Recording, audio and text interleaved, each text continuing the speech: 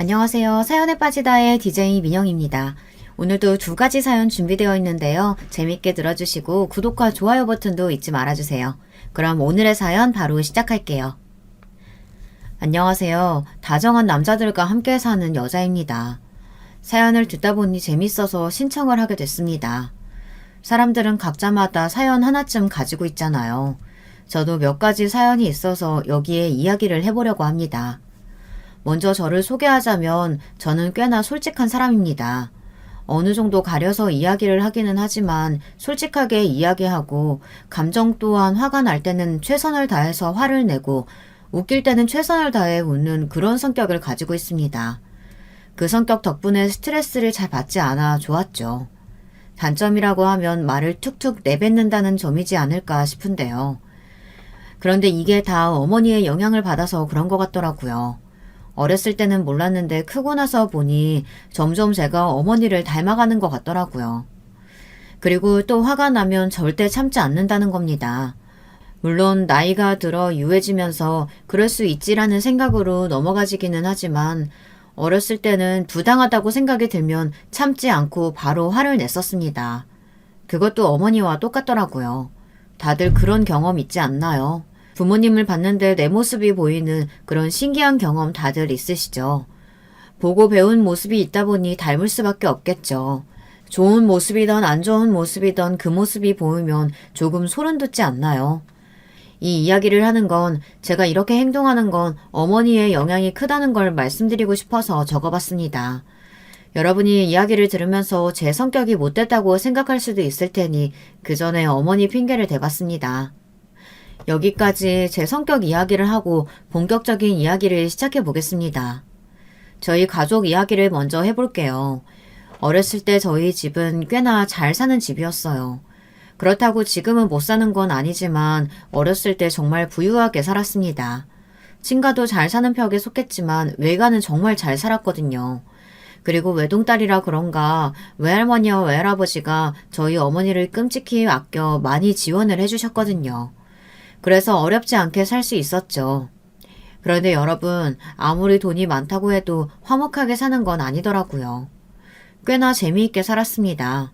먼저 저희 집은 친할아버지, 아버지, 어머니, 큰오빠, 작은오빠, 저 이렇게 6식구가 한 집에 살았습니다. 제가 태어나기 전에는 할머니, 할아버지가 따로 사셨다고 했는데 할머니가 돌아가시고 나서는 어머니의 권유로 할아버지가 저희 집에 들어오게 됐고 제가 태어나서 6식구가 되었습니다. 다행히도 할아버지는 저를 엄청 예뻐하셨어요. 친가 쪽은 아들만 있는 집이라 그런가 딸이 귀해서 그 시절과는 다르게 딸을 엄청 중요하게 생각해서 저와 어머니를 엄청 귀하게 대해줬습니다. 그리고 더 대단하신 건 몸이 안 좋아지시기 전까지는 저희에게 매일 아침을 차려주었어요. 어머니는 할아버지가 아프시기 전까지는 한 번도 아침밥을 해본 적이 없다고 말씀하셨어요. 할아버지의 음식 솜씨는 정말 끝내줬습니다. 어릴 때는 할아버지가 요리를 해줬다고 하면 아이들이 엄청 신기하게 봤습니다. 할아버지가 정말 대단한 사람이라는 생각이 들지 않나요? 그 시절에는 그러기는 쉽지 않잖아요. 물론 할아버지와만 사는 친구들은 당연히 생각을 하겠지만 저와 비슷한 가정을 가진 친구가 많았기 때문에 신기하게 봤어요. 보통 집에서는 할머니가 요리를 하거나 어머니가 요리를 하지 할아버지가 요리를 하는 경우는 드물기 때문에 신기할 수밖에요. 저는 그런 할아버지가 굉장히 자랑스러웠습니다. 가정적이고 다정한 할아버지가 멋있었습니다. 오래 사셨으면 좋을 텐데 아쉽게도 제가 늦둥이라 할아버지 연세가 꽤 있었어요. 그래서 할아버지가 오래 같이 살지는 못했고 중학교에 들어가고 나서 얼마 되지 않아 돌아가셨습니다. 할아버지의 빈자리가 굉장히 크게 느껴지더라고요. 어머니도 할아버지가 돌아가시고 많이 힘들어했어요. 돌아가신 것도 슬픈데 더는 아버지를 말릴 사람이 없어지니 어머니가 정말 많이 고생을 했죠. 아버지는 신사같이 점잖은 할아버지와는 다르게 자유로운 영혼을 가진 사람이라 그런지 어머니 속을 꽤나 많이 썩였거든요. 그래도 할아버지가 남자들에게는 엄격한 편이라 아버지가 할아버지를 꽤 무서워했는데 그런 할아버지가 돌아가시니 이제 고삐가 풀려 막 나가기 시작하더라고요. 감당할 수가 없었습니다. 그런데 비단 아버지만이 저희 집의 골칫거리가 아니었습니다.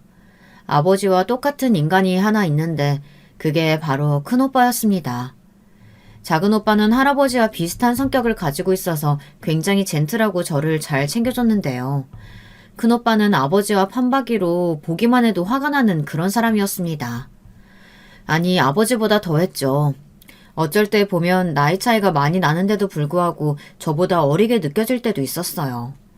일을 하지도 않고 매일 컴퓨터에 앉아서 게임만 하고 씻지도 않고 백수 생활을 즐기고 있었습니다. 나중에 큰오빠에게 결혼할 여자를 생각하면 불쌍해서 도망치라고 이야기를 해야겠다 다짐할 정도였죠. 그래도 딱 하나 그나마 머리가 좋아서 다행이었습니다. 학벌까지 안 좋았으면 저 인간은 정말 아무 쓸모없는 인간이 되었을지도 모릅니다. 자유로운 아버지와 큰오빠 때문에 집안이 조용할 날이 없었어요. 할아버지가 살아계실 때는 집에서 조용히 눈치 보며 행동을 했었는데 돌아가시니 나 몰라라 막 행동을 하는데 어머니 속은 어떻겠습니까? 그리고 어느 날 아버지가 돌이킬 수 없는 사고를 치고 말았죠. 다들 예상이 가시나요? 네, 아버지가 바람을 폈습니다. 그것도 어머니와 친한 지인인 사람과 바람이 났습니다. 이모라고 부를 만큼 사이가 좋았는데 그 사람과 바람이 났으니 충격이었어요. 어머니는 동네 주민들이 이야기를 해줘서 바람 피우고 있는 걸 알게 됐다고 했습니다. 야, 이 망할 놈아! 네가 바람을 피워? 죽고 싶어? 여보, 진정하고. 잠시만 내 말 좀 들어봐. 오냐, 내 귀 뚫려 있으니까 살아있을 때 이야기해봐. 곧 당신 죽이고 따라갈 테니까 어디 한번 이야기해보라고. 어머니 진정하세요. 그래, 너희 엄마 좀 진정 좀 시켜봐라. 놔봐라. 너는 경찰서에나 신고해. 내 오늘 네 아빠 죽이고 갈라니까. 엄마 좀 봐주세요. 아빠도 사랑하고 싶었나 보죠. 한 번만 봐줘요. 둘째야, 내가 지금 무슨 개소리를 들었니? 뭐? 사랑? 아니다. 내가 오늘 저놈이랑 저 양반 둘 다 죽이고 가야겠다. 그날 어머니를 말리느라 정신이 없었습니다. 결국 저는 외할머니에게 전화를 했고 외할머니가 오시니 집안이 조용할 수 있었어요. 만약 제가 외할머니께 전화를 하지 않았더라면 정말 아버지와 오빠는 어머니 손에 죽었을지도 모릅니다. 그래, 김서방. 자네 바람 폈다고? 장모님, 그게 아니고. 왜? 우리 엄마 앞에서는 무서워서 말이 안 나오니? 아이고 참. 그런 놈이 무서워서 바람은 어떻게 폈대? 조용! 외할머니가 카리스마가 있으신 편이라 어머니는 아무 말도 하지 못했습니다. 장모님, 죄송합니다. 그래, 살다 보면 한 번쯤 그런 유혹에 걸릴 때가 있는 게야. 그치? 네, 장모님. 제가 미쳤나 봅니다. 어떻게 됐었나 봐요. 제가 멍청한 놈입니다. 헐씨구? 그래, 멍청한 선택이지. 그러니 집에서 나가게. 네? 할머니! 몰래 듣고 있다가 갑자기 아버지 보고 나가라고 해서 저도 당황해 저도 모르게 외할머니를 불렀습니다. 우리 똥강아지 듣고 있었니? 어쩔 수 없다. 너희 아빠는 바람을 폈으니 이 집에서 나가야 하지 않겠니? 할머니는 제법 그럴듯한 말로 저에게 이야기를 했습니다. 할머니의 이야기를 듣다 보니 이해가 가더라고요. 잘못을 했으니 쫓겨날 수밖에 없죠. 장모님, 저 갈 곳이 없는데 한 번만 봐주시면 안 될까요? 사과는 내가 아니라 내 딸한테 하고 자네 돈이 없는 것도 아니잖나. 혼자 살 집은 구할 수 있는 걸로 아는데 그걸 바라고 바람핀 거 아닌가? 이 집 내가 해준 걸로 알고 있는데 나가려면 자네가 나가야 하는 거 아닌가? 결국 아버지는 집을 나가고 말았습니다. 그런데 큰오빠라는 놈은 아버지가 나갔다며 너무한 것 아니냐며 식음을 전폐하고 방 안에 계속 박혀있더라고요. 자기를 이해해줄 수 있는 사람은 아버지 하나라면서 아버지마저 없으면 어떻게 사냐고 울고불고 난리가 났습니다. 다 큰 성인이 그러고 있으니 정말 가관이었어요. 그럼 너도 네 아빠 따라 나가던지. 어머니는 아버지를 따라가라고 이야기했지만 그건 싫었나 봅니다. 당연하죠. 넓은 집을 두고 갈 이유는 없지 않겠어요. 그런데 며칠 뒤 아버지를 따라간다고 짐을 싸고 나가는 겁니다. 큰오빠가 집을 나갈 줄 몰랐지만 저는 신경 쓰지 않았어요. 그저 그때는 저 망나니 같은 오빠를 보지 않아도 된다는 생각에 기분이 좋았죠. 어머니도 신경 쓰지 않았어요. 오히려 좋아했습니다. 제발 들어오지 말라고 고생을 해봐야 한다며 앞으로 집에서 마음 편히 있을 수 있을 것 같다고 좋아하셨죠. 그리고 사고를 치고 돌아올 줄은 몰랐지만요. 아니 어느 정도 예상은 했지만 큰 사고를 치고 돌아올 줄은 몰랐습니다. 하지만 꽤 긴 시간 동안 아버지와 큰오빠는 같이 지냈고 저는 작은오빠와 어머니와 같이 살았습니다. 작은오빠는 좋은 직장에 취업을 하게 됐고 결혼도 하게 됐습니다. 고등학교 때 조카가 생겼고 작은오빠네는 행복하게 살았죠. 그리고 저도 성인이 되어 대학교에 가서 공부를 했고 거기서 선배를 만나 사귀게 되었습니다. 그리고 몇 년 동안 연애를 하고 결혼을 하게 됐어요. 나름 잘 결혼했다고 생각이 들었습니다. 시부모님도 다정하시고 저를 굉장히 좋아해 주셔서 특별한 문제는 없었어요. 문제라고 하면 너무 좋아해 주시니 부담스럽다고 해야 할까요? 작은 문제라도 찾자면은 시누이만 빼고는 아무 문제가 없었습니다. 1년 동안 달달한 신혼을 즐기고 얼마 뒤 신우가 저희 집에 살게 됐습니다. 잠깐 동안만 지낸다고 해서 허락했는데 며칠이 몇 달이 되어가고 있더라고요. 아가씨, 집 알아보고 계시죠? 시댁이 대전인데 신우가 저희 집 쪽에서 자취를 하고 싶다고 저희 집에서 조금 지내도 되냐고 물어봤거든요. 그때는 분명 며칠만 신세를 지고 괜찮으면 바로 집을 계약하고 나가겠다고 해서 돈을 준다는 거 그냥 있으라고 했는데 나갈 기미가 보이지 않더라고요.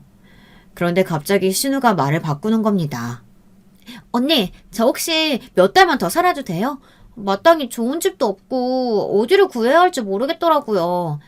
그래서 말인데 제가 돈을 좀 드릴 테니 조금만 더 봐주시면 안 될까요? 네?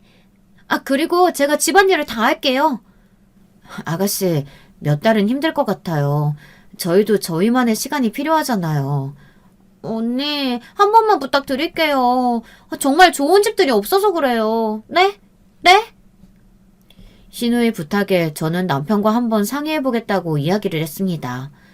남편은 자기도 조금 불편하기는 하지만 신우의 자취 문제로 시부모님이 걱정이 한두 가지가 아니라고 하더라고요. 솔직히 신우가 자취할 이유는 없었습니다. 일을 하는 것도 아니고 학교를 다니는 것도 아니고 단지 자취를 하고 싶어서 집을 나온 거라 자취를 꼭 할 필요는 없었던 것이죠. 그리고 시댁이 잘 사는 편도 아니고 부담스럽기도 했을 것 같습니다. 그래서 제가 시부모님께 전화를 드렸죠. 어머니 잘 계시죠? 그래. 잘 있지. 잘 있고?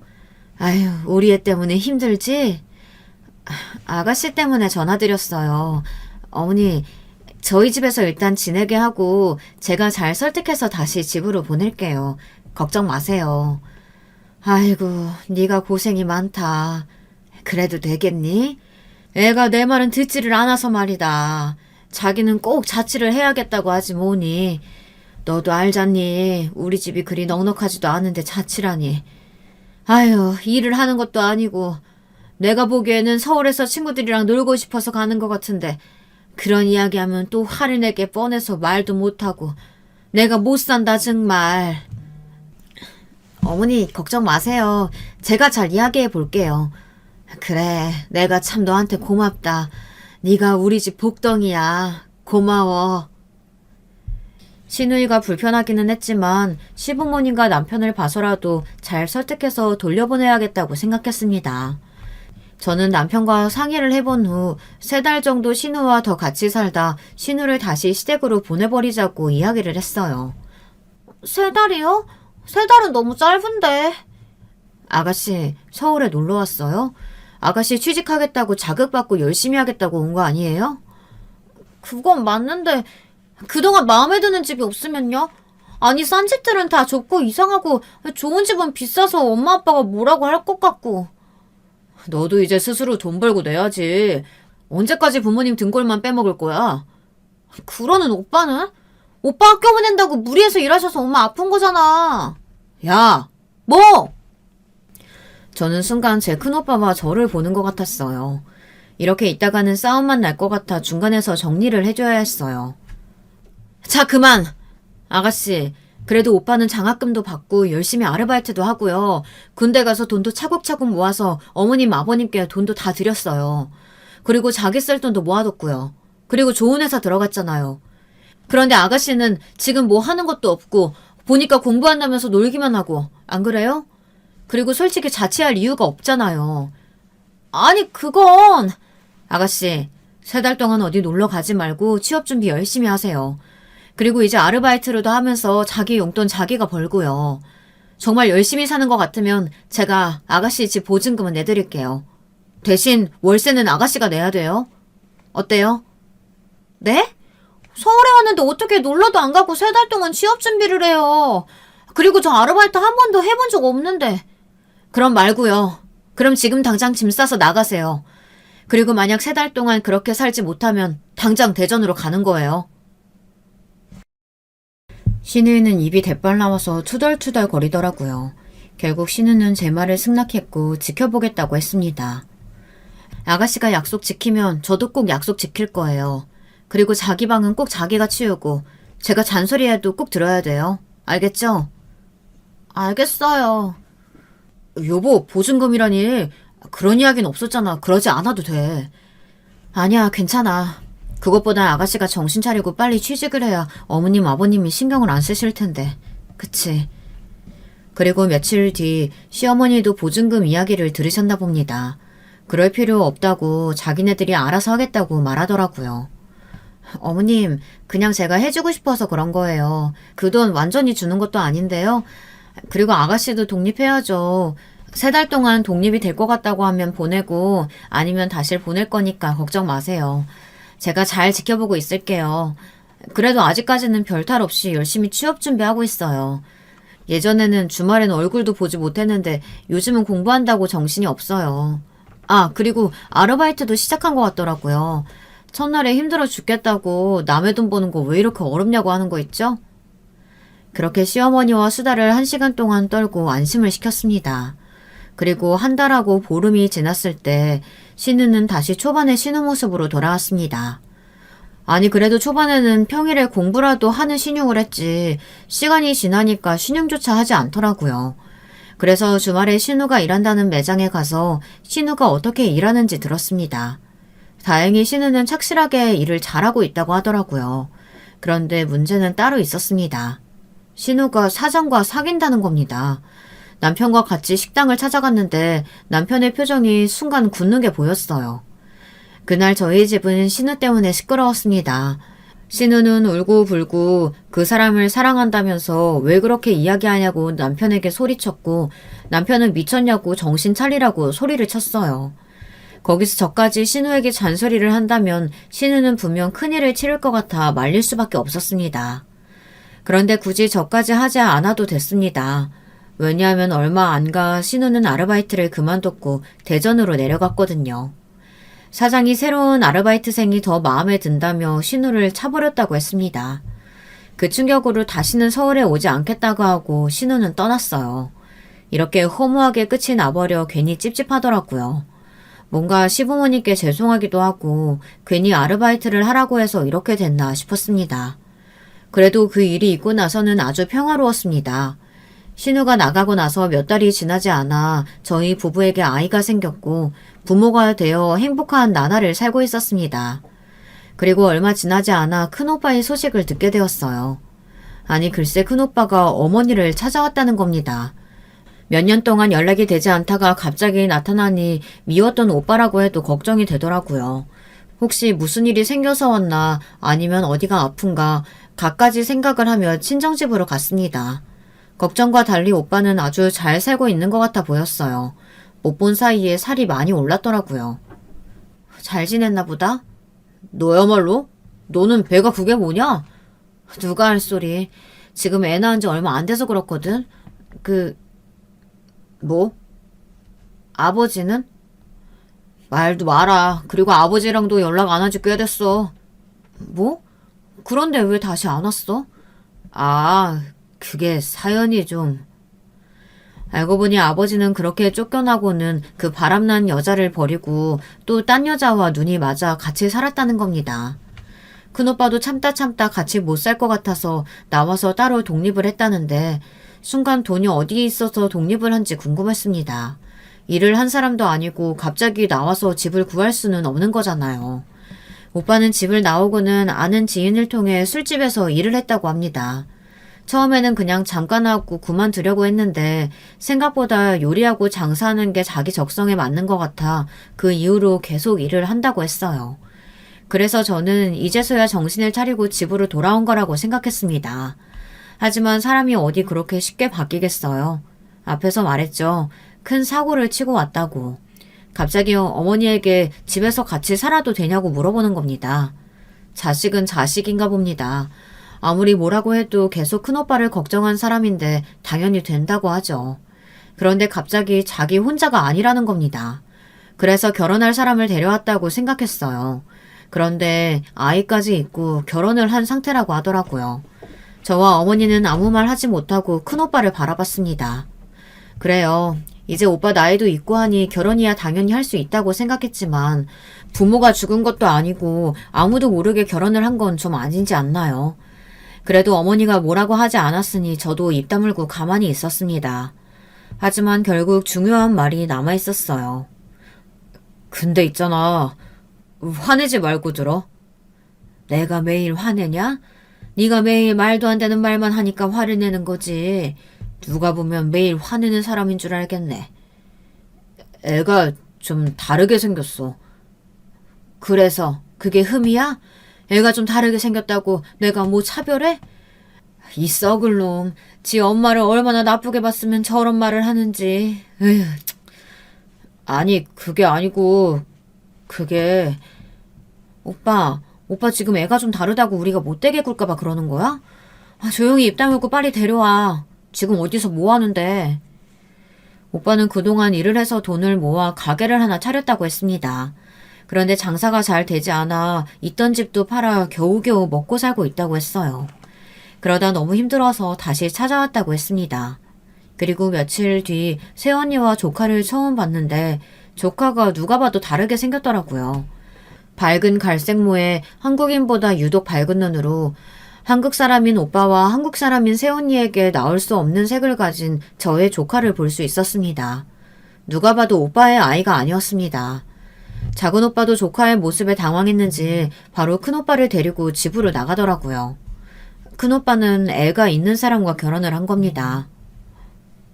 어머, 이 애는 누구 애일까? 어머니는 너무 당황해서 새언니에게 누구 애냐고 물어봤습니다. 어머니가 화를 참고 있다는 게 느껴졌어요. 참고 참아서 이야기한 걸 알지만 조금 무례할 수도 있다는 생각에 그 말을 듣고 어머니 팔을 쳤습니다. 그런데 갑자기 새언니가 조카 손을 흔들면서 제 오빠 이름을 대고 안녕하세요 할머니, 엄마는 누구누구, 아빠는 누구누구입니다 하고 인사를 하는 겁니다. 그 말을 듣고 지금 장난을 치는 건가 생각했어요. 여러분, 어느 정도 생각이 있다면 눈치를 채고 조용히 있어야 하거나 눈치를 봐야 하는 상황 아닌가요? 제가 너무 꽉 막혀 있나요? 여러분은 어떻게 생각하세요? 그 상황에서 그렇게 이야기를 할 수 있나요? 제가 너무 이해심이 없나요? 물론 어머니께서 조금 무례하게 물어봤다고 할 수 있어도 저희 어머니에게 먼저 인사도 하지 않고 그렇게 말을 하니 화가 나더라고요. 그래서 순간 욱해서 새언니에게 한 소리 했습니다. 저기 지금 소꿉장난치러 오셨어요? 아니요, 인사드리려고 왔는데요. 새언니는 해맑게 웃으며 인사드리려고 왔다고 하는 겁니다. 그 순간 오빠놈이 단단히 큰 사고를 쳤구나 생각했습니다. 도대체 어디서 저런 여자를 만났는지 생긴 건 예쁘장하게 생기긴 했지만 말하는 걸 들으니 생각도 없고 개념도 없는 여자라는 걸 알 수 있었어요. 아, 저희 딸이 좀 저랑 안 닮았죠? 혹시 못 들으셨어요? 그럼 많이 놀라셨겠다. 제가 예전에 외국에 좀 살았거든요. 그때 만나던 사람 사이에서 태어난 제 딸이에요. 예쁘게 봐주세요. 할머니 해야지. 안녕하세요, 할머니. 그래도 착한 아이니까 예쁘게 봐주세요, 어머님. 뻔뻔한 건지 순수한 건지 아니 생각이 없죠. 처음 보는 시어머니 앞에서 저렇게 이야기한다는 게 이해가 가나요? 그래요. 아이가 있을 수는 있다고 치지만 그래도 조심스러운 부분인 건 사실이잖아요. 그런데 그때 밖에서 무언가 쓰러지는 소리가 들리는 겁니다. 밖에 나가보니 큰오빠가 쓰러져 있었고 작은 오빠는 씩씩거리며 큰오빠를 노려보고 있었습니다. 작은 오빠와 큰오빠가 다투다가 몸싸움이 났었던 겁니다. 그리고는 작은 오빠는 할 말이 없다고 집을 나갔고 저 또한 다음에 오겠다고 하곤 집으로 갔습니다. 어머니에게는 죄송했지만 머리가 너무 아파 갈 수밖에 없었어요. 어쩌겠어요. 이미 혼인신고를 했다고 하고 저희가 집에 데려오라고 한 건 사실이니 뭐라고 할 수도 없는 거잖아요. 그리고 어떻게 보면 오빠는 이야기를 하려고 했지만 저희가 오해를 하고 단정짓고 말을 못하게 한 거니 아니 근데 그래도 처음부터 그게 잘못됐다면 말을 해야 하는 거 아닌가요? 아무리 말을 못하게 했다고 해도 자기 아이가 아니라는 말은 꼭 해야 했던 거 아닌가요? 지금이야 예쁜 제 조카로 받아들였지만 그 당시에는 갑자기 생긴 조카인데다가 오빠 핏줄도 아닌 애가 저희 집에 오니 당황할 수밖에 없었습니다. 그렇게 오빠는 크게 사고를 치고 다시 돌아왔습니다. 그렇게 시간이 지나고 아이들은 커가고 저희는 늙어갔죠. 저희만 늙어가는 게 아니라 부모님도 늙어가는 게 보였습니다. 시부모님도 나이가 들어 약이 필요한 몸이 되었고 어머니도 나이가 들어 깜빡하시는 일이 자주 있더라고요. 그런데 부쩍 어머니가 깜빡하시는 경우가 많다고 하더라고요. 그리고 몸도 점점 힘들어하는 게 보이더라고요. 그래도 저야 어머니랑 같이 있는 경우가 없으니 잘 모르지만 큰오빠네는 어머니와 같이 있는 사이니까 잘 알 거 아니에요. 새언니가 계속 제게 전화를 하며 어머니가 치매인 것 같다고 이야기를 하더라고요. 그래서 큰오빠가 어머니를 모시고 인지검사를 하고 왔는데 치매 판정을 받으신 겁니다. 자연스러운 일이라고 생각은 했지만 눈물이 나는 건 어쩔 수 없더라고요. 부모님이 늙는다는 게 얼마나 가슴이 아프던지. 제가 늦둥이다 보니 제 나이에 비해 부모님 나이가 조금 있잖아요. 그래서 어쩔 수 없이 제 친구들에 비해 조금 일찍 부모님이 편찮으신 걸 느낄 수 있었습니다. 이야기를 듣고 계시는 분들 중에서 많은 사람들이 이 감정을 알지 않을까 싶네요. 치매 판정을 받고 난 뒤 어머니를 보러 친정집으로 갔는데 어머니가 새언니에게 막 뭐라고 하는 겁니다. 이년아, 너 이거밖에 못하니? 부쩍 새언니에게 욕을 한다고 해서 힘들다곤 했는데 실제로 보니 놀라웠습니다. 어머니가 그렇게 욕을 하는 건 본 적이 없었거든요. 그리고 그 강도가 점점 심해진다고 하더라고요. 그 말을 듣고 보니 제가 일을 그만두고 어머니를 돌봐야 하는 게 아닌가 생각했습니다. 그런데 어머니는 이상하게도 큰오빠와 새언니와만 있으려고 하고 저와 작은오빠와 있으려고 하지 않더라고요. 저와 같이 있을 때는 잘 지내다 제가 집에 같이 가서 지내자고 이야기를 하면 큰오빠와 같이 있을 거라고 소리를 쳤어요. 고함을 너무 쳐서 데려올 수 없었습니다. 그런데 몇 달 사이 어머니의 행동이 점점 심해진다고 하더라고요. 새언니는 울면서 더는 못하겠다고 자기도 힘들다고 제게 하소연을 하는 겁니다. 그래서 큰오빠네는 요양원에 보내자고 했는데 저와 작은오빠는 아직 그 정도는 아닌 것 같다고 무슨 요양원이냐고 말을 했어요. 제가 보기에는 그렇게까지 심해 보이지는 않았거든요. 그래서 새언니에게 조금만 더 수고해주면 안 되겠냐고 부탁을 했어요. 솔직히 그 정도는 해도 된다고 생각했습니다.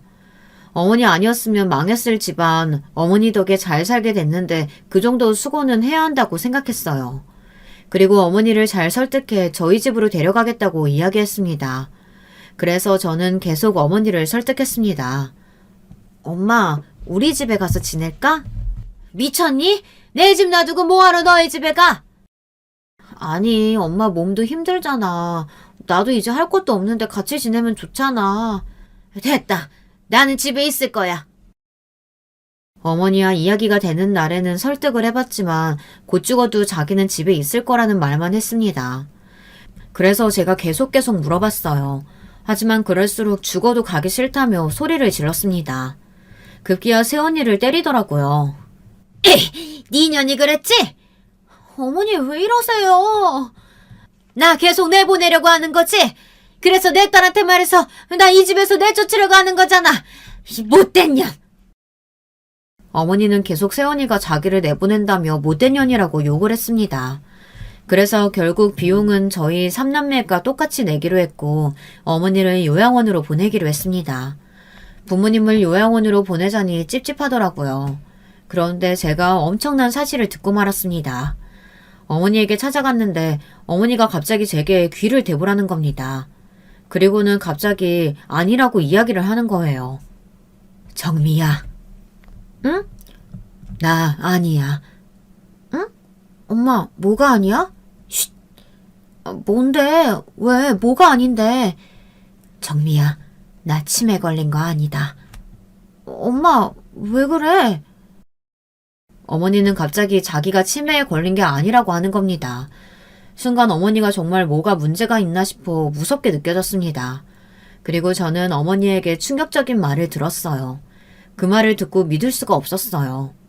어느 날 어머니는 목이 말라 물을 마시러 나왔다가 새언니와 큰오빠가 이야기하는 걸 우연찮게 들었다고 했어요. 자기 이야기를 하는 것 같길래 어머니는 방문 앞에서 무슨 이야기를 하나 듣고 있었는데 새언니가 큰오빠에게 언제 이 집이 자기네 집이 되냐고 물어봤다는 겁니다. 어머니는 처음에 그 이야기를 듣고 그런 생각을 하고 있었다는 게 발칙해 바로 뭐라고 하려고 했는데 큰오빠가 조금만 기다리라면서 요즘 깜빡하는 것 같아 조만간 말을 꺼낼 수 있을 것 같다고 이야기를 했다고 하더라고요. 며느리가 그러는 건 그렇다 쳐도 자식이 그런 말을 했다는 게 정말 충격이었다고 했습니다. 아무리 정신 나간 놈이라고 생각해도 하나밖에 없는 큰오빠라고 생각을 했는데 그 이야기를 들으니 충격적이더라고요. 그리고 새언니가 계속 큰오빠에게 힘들다고 이야기를 했다는 겁니다. 힘들면 부축해주는 것도 웃으면서 매일 이야기하는 것도 힘들다며 요양원에 보내자고 했습니다. 그러면서 자기는 이런 취급을 받으려고 온 게 아니라며 빨리 안 보내면 이혼하겠다고 오빠를 협박하고 있었다고 했어요. 처음에 그 말을 듣고 믿을 수가 없었습니다. 아니 아무리 그래도 그렇지 협박을 하는 건 아니지 않나요? 부모를 요양원에 보내지 않으면 이혼을 하겠다고 요구하는 사람이나 그걸 듣고 알겠다고 하는 사람이나 이해가 가시나요? 세연이도 이해가 가지 않았지만 오빠란 놈이 더 이해가 가지 않았습니다. 자기 부모를 욕하는 사람과 살고 싶을까요? 그리고 세연이가 참 괘씸하더라고요. 어머니가 심하게 행동했다면 저도 할 말이 없겠죠. 하지만 분명 심해지기 전까지는 아무런 문제가 없었던 걸로 알고 있습니다.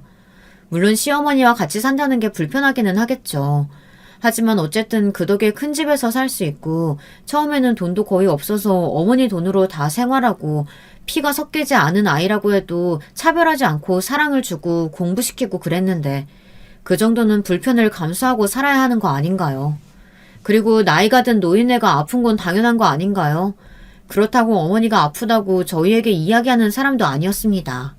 나이가 조금 있다 보니 아무래도 기침도 많이 하시고 거동도 조금 불편하시고 하지만 어떻게든 피해를 주지 않으려고 하고 괜찮은 척하며 자식에게 걱정거리 만들어주고 싶지 않다고 하시는 그런 사람인데 걱정은커녕 그런 말을 하고 있으니 화가 나는 겁니다.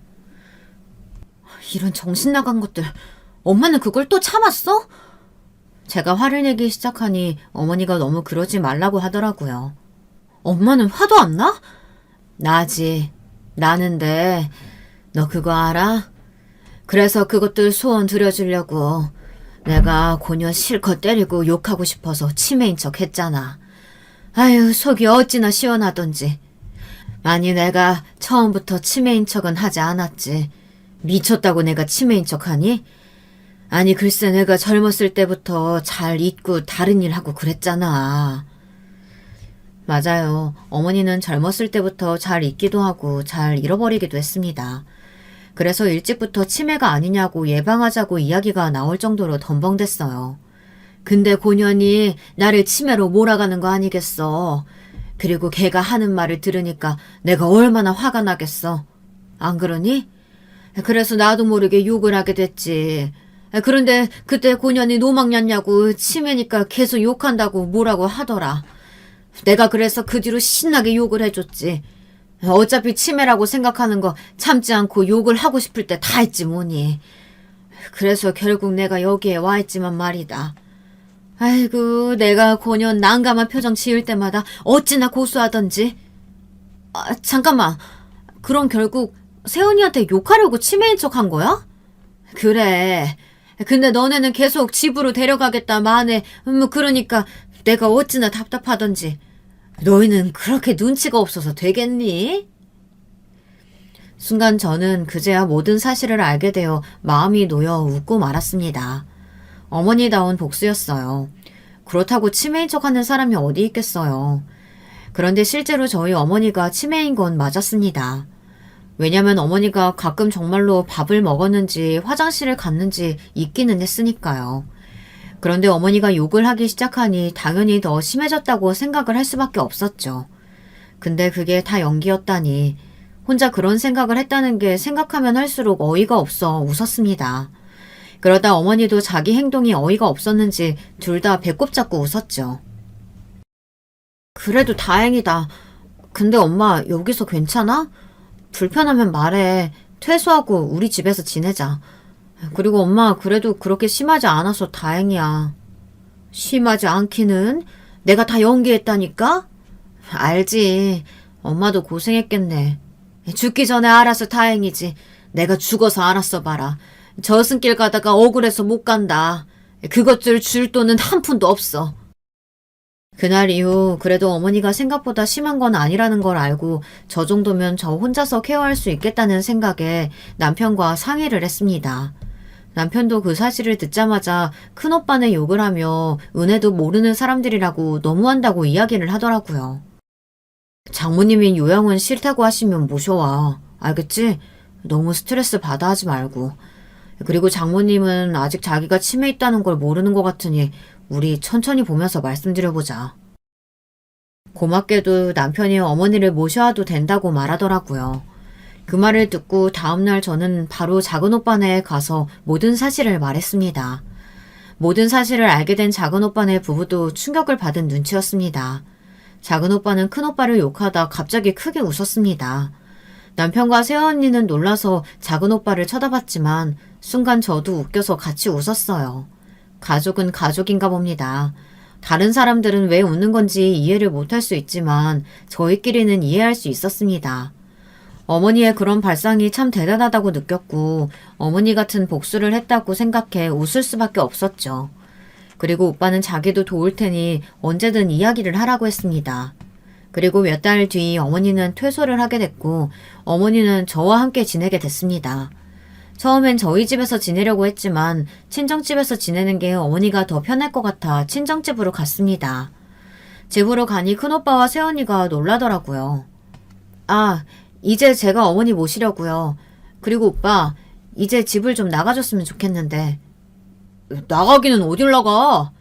오빠, 엄마가 진짜 모를 거라고 생각해? 언니, 엄마가 정말 아무것도 모를 거라고 생각해요? 알아요. 둘 다 무슨 생각하고 어떤 속셈인지 다 알아요. 그러니까 허튼 생각하지 말고 당장 나가. 언니, 시어머니 돌보느라 고생했어요. 이제 일 안 하니까 제가 다 케어할 수 있어요. 그렇게 통보를 하고 몇 분 정도 실랑이를 피웠습니다. 무슨 소리 하는 거야? 마음대로 어머니 데리고 오고 제정신이야? 오빠야말로 제정신이야? 오빠가 어머니 자식 맞아? 미친놈아, 정신 차려. 너 엄마 아니었으면 망했어. 참으려고 했지만 저도 모르게 순간 폭발하고 말았습니다. 오빠는 진짜 인간도 아니야. 어떻게 자식이 돼서 그렇게 이야기를 할 수가 있어? 오빠는 여전히 엄마를 그냥 돈줄로 보고 있는 거지? 그리고 언니, 진짜 양심이란 게 있어요? 어떻게 감히 그런 걸로 협박을 할 수 있어요? 왜요? 엄마가 요양원 안 갔으면 정말 이혼이라도 하려고 했어요? 아니요. 언니는 절대로 이혼 못했을 거예요. 할 줄 아는 거라고는 남자 꼬시는 거밖에 못하잖아요. 저희 오빠도 잘 사는 집 아들 아니었으면 결혼 안 했죠? 자기가 이야기했죠. 잘 사는 집안에서 태어났다고. 큰아들이라 자기한테 다 해줄 거라고. 그거 하나 믿고 오빠랑 결혼했죠? 그만 안 해? 못해. 너 한 번만 더 이야기하면 가만히 안 둔다. 왜? 때리게? 때려봐. 그런데 그때 세원이가 제 뺨을 때리는 겁니다. 뺨을 맞고 저는 어처구니가 없어 세원이를 쳐다봤습니다. 그런데 그때 어머니의 고함 소리가 들렸습니다. 이년이? 너 미쳤어? 그리고는 갑자기 세원이도 막 폭발하기 시작했더라고요. 네, 왜요? 저는 뭐 욕심내면 안 돼요? 아니, 그만큼 노력했으면 저를 딸처럼 예뻐해줘야 되는 거 아니에요? 처음에 어머니가 저를 좋아하는 것 같아서 기대했어요. 그런데 그냥 남보다 조금 친한 정도로 저를 대하더라고요. 그래서 많이 노력했어요. 어머님한테 예쁨 받으려고 노력했다고요. 저는 새언니의 말에 조금도 이해를 할 수가 없었습니다. 어머니가 처음에 새언니를 좋아했다는 것부터 이상했어요. 그리고 노력을 했다고요. 매번 눈치 없이 행동하고 아무것도 하지 않아 어머니가 하나부터 열까지 다 알려줬고 그마저도 하지 않아서 포기했는데 노력을 했다고 하니 할 말이 없었습니다. 그냥 이 사람과 대화를 하면 안 되겠구나 생각했어요. 어떻게 이런 사람이 우리 집에 왔는지, 오빠라는 사람은 왜 나타나서 이렇게 우리 집을 어지럽히는지 원망스러웠습니다. 오냐, 그렇게 노력을 했어? 너는 그저 나를 요양원으로 보내려고 노력했겠지? 그 말과 함께 어머니는 새언니의 뺨을 때렸습니다. 그래, 그만두마. 그럼 이제 나가주겠니? 앞으로 나한테 있어서 자식은 2명뿐이다. 서로 없는 사람인 척 생각하면서 살자꾸나. 내가 준 돈들은 갚지 않아도 되니 빨리 짐 싸서 나가라. 네가 그렇게 사랑하는 너희 마누라랑 네 자식이랑 같이 알콩달콩 예쁘게 살고 다시는 찾아오지 마라. 그렇게 큰오빠네는 집에서 쫓겨났습니다. 물론 조용히 떠나지는 않았어요. 절대 못 나간다고 소리소리를 쳤습니다. 그런데 어느 날 갑자기 새언니가 저와 어머니에게 사과를 하더니 집을 나가겠다고 하더라고요. 웬일로 조용히 나가나 싶었는데 알고 보니 어머니가 새언니한테 한 소리해서 나간 거라고 하더라고요. 도대체 무슨 소리를 했길래 조용히 나갔나 싶었는데 참나 어머니의 말을 듣고도 화가 너무 나더라고요. 왜 그 말을 이제야 했는지 이해가 되지 않더라고요. 제게 왜 이야기하지 않았느냐고 화를 냈습니다. 어머니는 그래도 비밀인데 어떻게든 지키려고 노력을 했다고 하더라고요. 알고 보니 어머니가 치매 연기를 하면서까지 새언니를 욕하고 때린 이유가 그 이유 말고 또 있더라고요. 새언니가 어머니가 정말로 정신이 오락가락하는 줄 알고 매번 어머니에게 도대체 언제 죽을 거냐고 이야기를 했다고 하더라고요. 물론 이 사실은 큰오빠도 모르고 있다고 했습니다. 큰오빠가 없을 때마다 그렇게 이야기했다고 했으니까요. 말이 정말 심하지 않나요? 언제 죽을 거냐니 아무리 정신이 오락가락 한다고 해도 그런 말은 좀 아니지 않아요?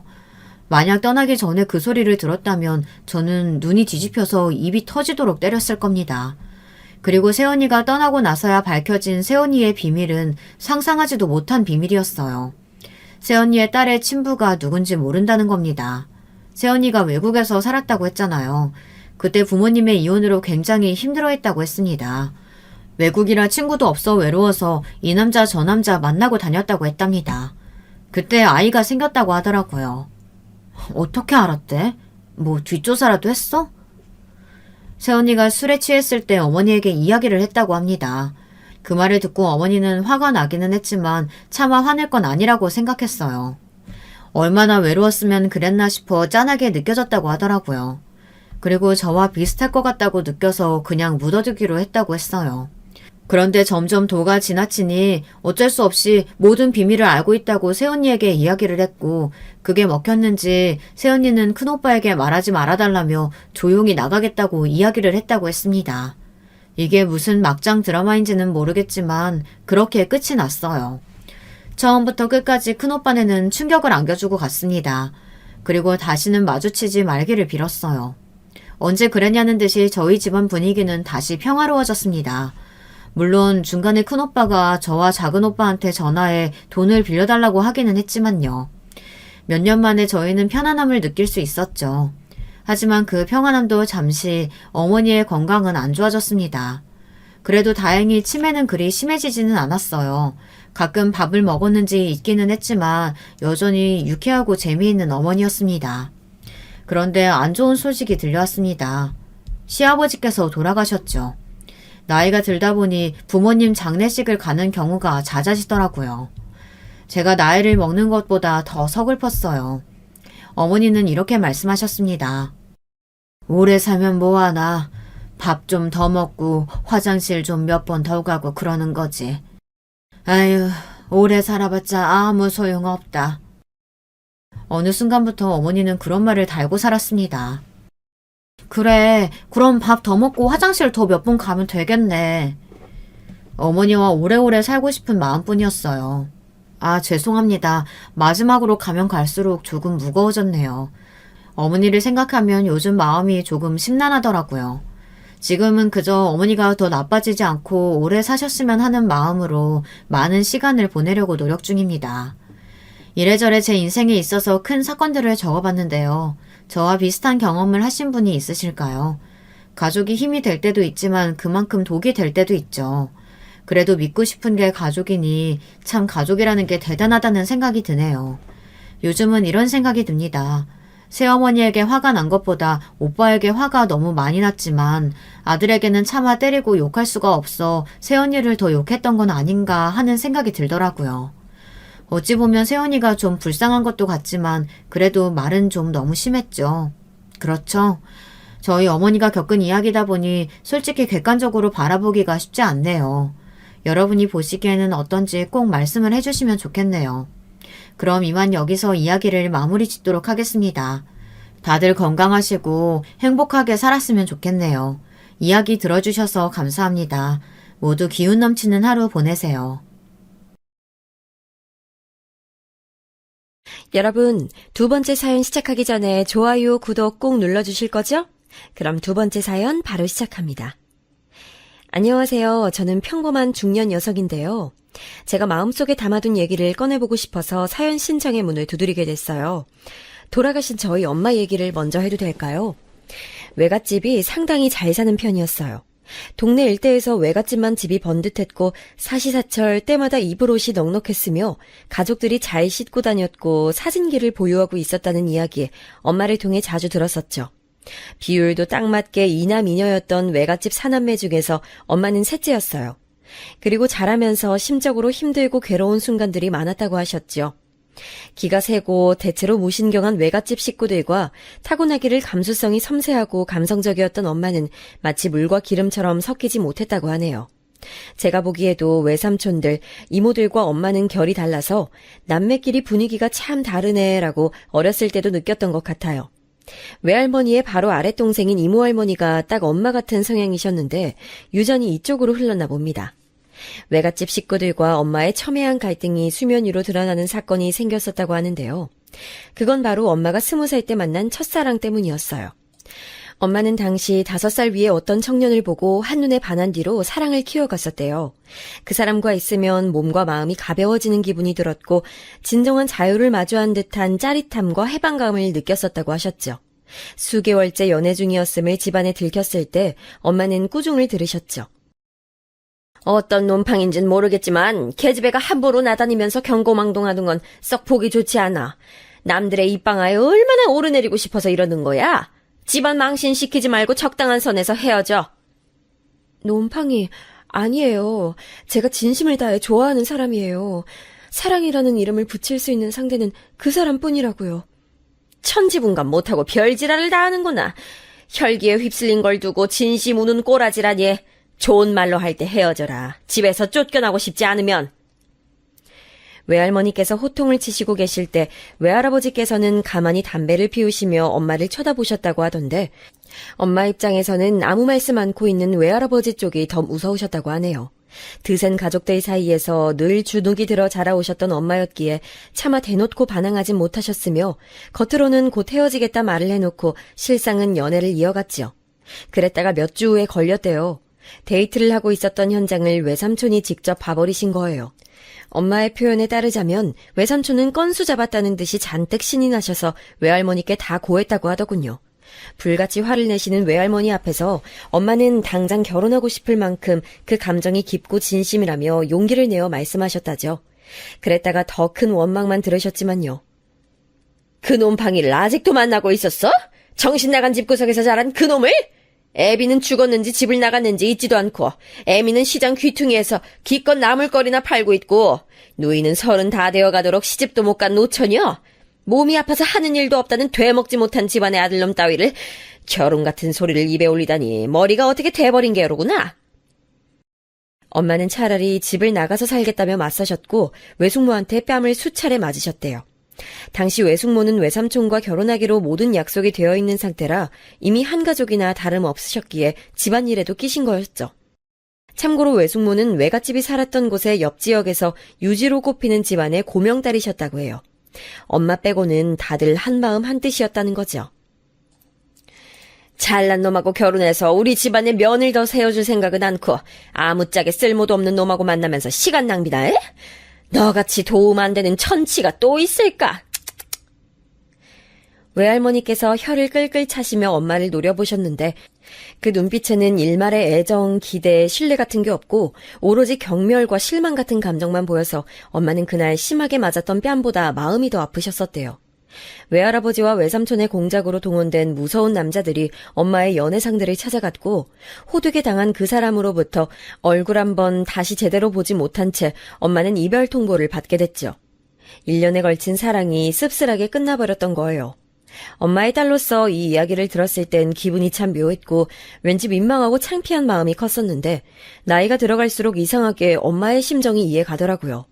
얼마나 억울하고 분통이 터지셨을지 어려서부터 자기 뜻대로 무엇 하나 해주지 않았던 가족들이 자기의 애절한 사랑마저 망쳐놨으니 엄마는 답답해서 미칠 작정이셨을 거예요.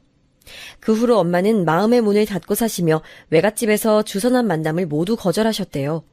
하지만 언제까지 그리 구실 수는 없었고 외할머니께서 내미신 이 정도 집안이면 네가 어려워하진 않을 것이라는 배경을 지닌 남자와 결국 만나보게 되셨죠. 타고난 집안 배경은 훌륭치 못하였으나 그 자신의 두뇌가 뛰어난 덕에 개천에서 난 용이 되었던 남자였죠. 외갓집에서는 그 남자의 천재성 짙은 두뇌를 높게 평가했고 그 남자의 집안에서는 외갓집의 여유로운 경제력이 필요했죠. 엄마는 떠밀려서 그 남자를 만나본 후에 정중하고 군더더기 없는 사람인 것을 깨닫고선 집에서 이 남자보다 괜찮은 됨됨이의 사람을 구하기란 쉽지 않겠다는 생각이 드셔서 결혼하기로 했죠. 엄마가 반쯤은 자포자기의 심정으로 현실과 타협하여 결혼하신 그 남자가 바로 제 아버지세요. 이젠 뭐가 돼도 다 상관없다는 식으로 결혼하신 엄마, 안정적이고 단란한 가정을 꾸리고 싶으셨던 아버지, 두 분의 동상이몽 아래서 남매가 태어났어요.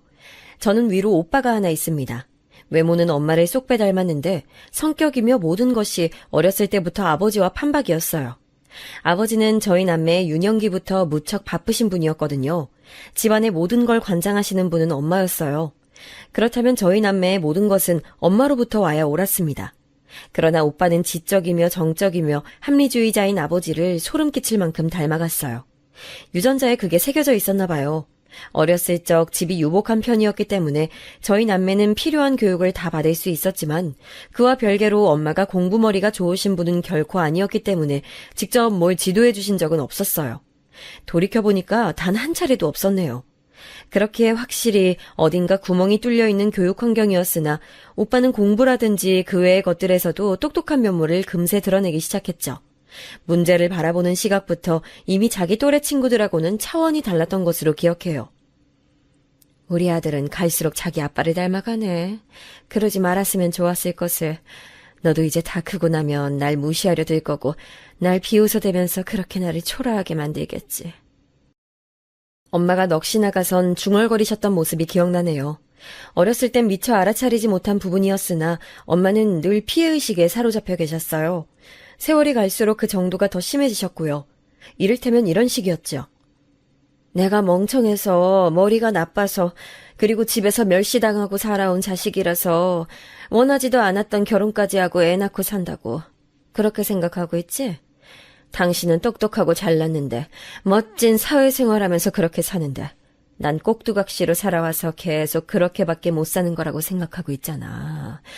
내가 초라해 보이지? 내가 우습지? 가끔 엄마가 아버지를 향해 무서운 표정을 지으며 그렇게 윽박지르셨던 것에서 피해의식의 종류를 알 수 있었어요.